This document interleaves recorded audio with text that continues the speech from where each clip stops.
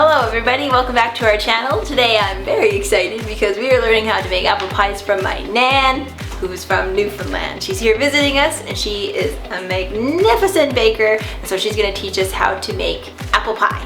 Make sure to give, what was I going to say? Make sure to give our video a like, subscribe, and ring the bell for notifications, and then leave a good comment down below if you have any questions or if you want to see us make anything else. Otherwise, stay tuned and let's go make some pie.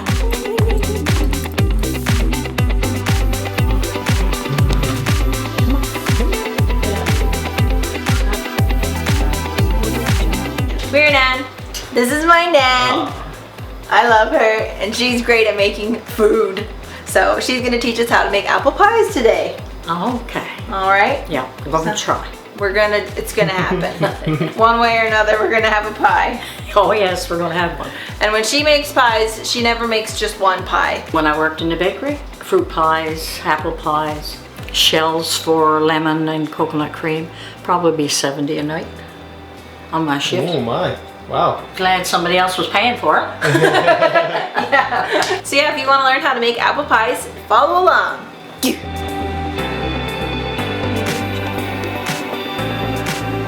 This is 8 cups of flour. Okay.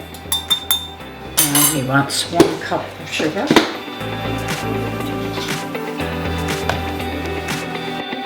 teaspoonfuls of baking powder. We will put this into a larger container. Okay. But right now we're going to rinse these apples. These are just put in some lemon water. You're supposed to put this in lemon water so they won't turn a lot. So we're going to rinse these.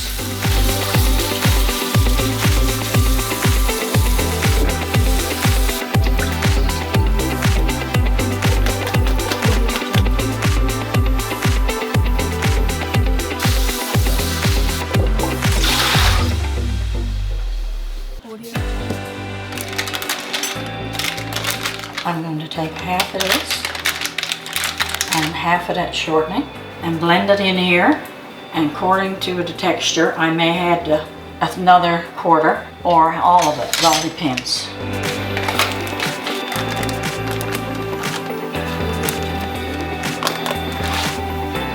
And then all you got to do is get your hands in it. Some people might use a pastry blender, but I get into it with my hands.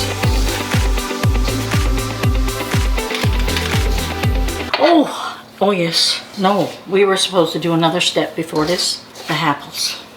Are we gonna be okay? We are fine. 1.5 cups of sugar.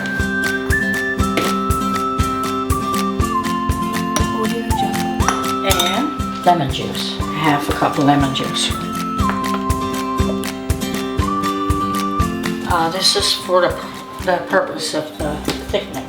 When you put the pies in the oven and bake them, the juice that this is going to make thickens it up. This makes a juice after you let it rest for a while. I've never timed it because I've never had to do this before. But let's time it now so you'll know next time. Put a towel over it? Yeah, a towel will be fine. So what kind of timer do you think we should do? I would say it'll take an hour. For the juice? I think so. Okay. Okay, it's 6:25. Now, if it's too rich, you can add another cup or a couple cups of flour. When you've done it a few times, you'll be able to tell. What do you want it to feel like? I'll show you. I can't explain it, but I'll show you. Make sure you get that technique. If I had to use any extra fat, I would prefer to use butter over shortening. Because of flavor? I don't know, You just do? Yeah. When you get this all crumbled, you'll sprinkle a cup of water over it, or a little more if it's needed. Blend it together like. A cup of cold water. I may need a little more, but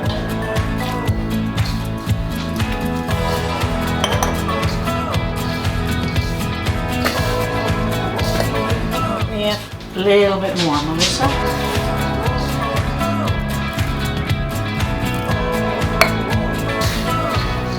That should be good. And if while you're making it, you find you need a bit more, it's no problem to do. So you take up a bunch of this in your hand, roll it like so, put your water on, or your flour on your counter when you're ready to make your pie crust. Yeah. And just roll it out. Always try not to turn your pie crust over. The less you touch it, the better. But sometimes you just have to, like say if this is too rich and it crumbles when I'm rolling it out. I would take it and redo it and add a little bit more flour. So get me that fancy rolling pin now and see if I know how to use it. Ooh. That is brand new. Wow. I'm gonna need some flour in a cup right here. This is a thing that you could put water in if you wanted. Do this, get a bit more flour. Put a bit on the rolling pin. Some people like stick pie crusts, I don't. So you do whatever you like. Where's our pie plates?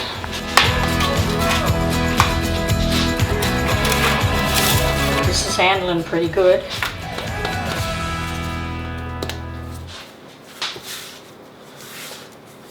Sometimes when I have this left, I just like so.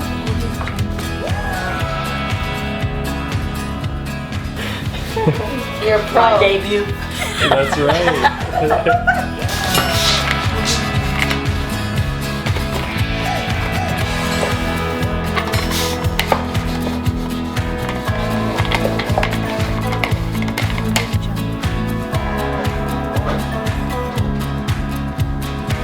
Open that up and you got a little pattern.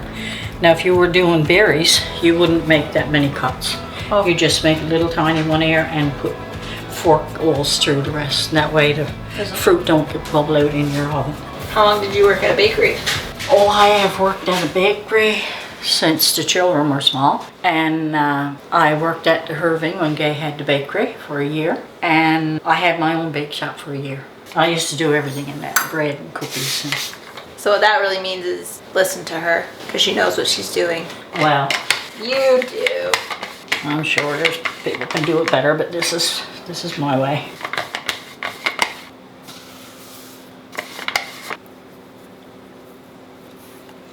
But it's basically like that. It's the best we can do right now till this is finished. This is the juice that formed from the apples and the vinegar. And not the vinegar, but the lemon juice that we put in and the sugar. It made a liquid, so we strained the liquid off and put it on the stove in a saucepan and boiled it and thickened it up, and now we're stirring it back into the apples. Put some apples in here.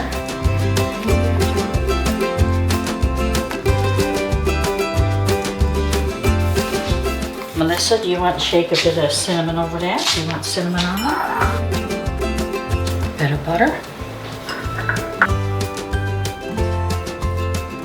Bit of water.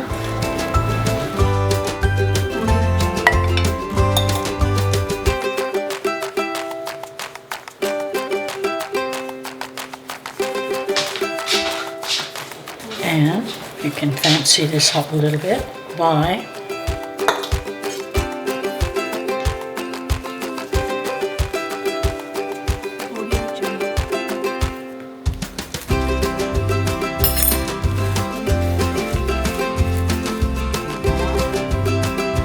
some people like to use a egg wash. That's just a egg and milk mixed together and spread over that, but I don't use it. But you could if you wanted to. That's it. Okay, so then how do we bake these? You put that in the oven on 350. Does it need to be preheated? Yeah. And check it after half an hour. And if you really like it browned up, and to make sure the bottom is cooked, 3/4 of an hour, take it out. Okay. Cool. It's preheating. Is there a way to do it wrong? Yeah, no, I don't think so. That's good. I would thin out the edges there a little.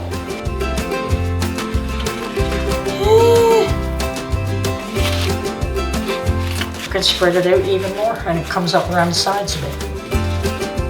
Anywhere where it's a bit thick, just press it out, roll it down over. Roll it. I did it wrong. Okay, I am going to assemble one now. And then we'll get at yours. You might not have seen the spoon fairy, but the spoon fairy chopped off the spoon. This is way better. Thanks, Yeah. spoon fairy, aka my mother. That's good. Yeah. Yeah.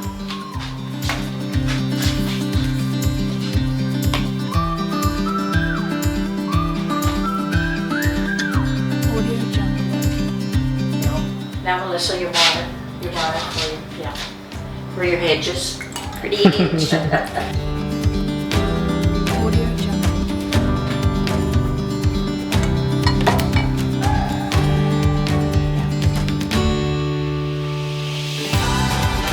Right, so kind of pinch it a bit, and then I'll fork it. Yeah.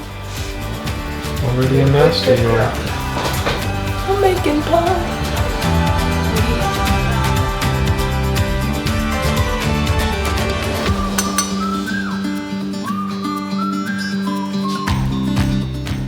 Some people do it like this. Take your knife and just cut around the edges. I just prefer to do it with my hands. Cool. Right? I made a pie.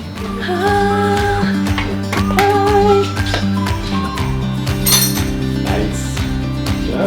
Good job. She want them all put in? She wanted two. No, I think we'll do the 2 first, Mom. That's the spoon fairy talking over there. She doesn't want to be on camera Tactfully. yet. Spoon fairy. Okay, so yeah, we're gonna put it in for half an hour on 350, and then we're gonna check it. Yeah. And then depending on how it looks at that point, then we might lower the temperature to 300. We're gonna see.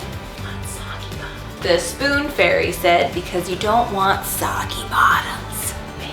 You gotta bake it carefully. You really shouldn't. You gotta keep it in. You gotta keep it in long enough for the bottom to bake. You heard it here first, folks. Look at this. So we have a little bit of extra pie crust left over. So Nan decided to make some cutest little cinnamon buns you ever seen. Have at it. He wants a cinnamon roll. He does.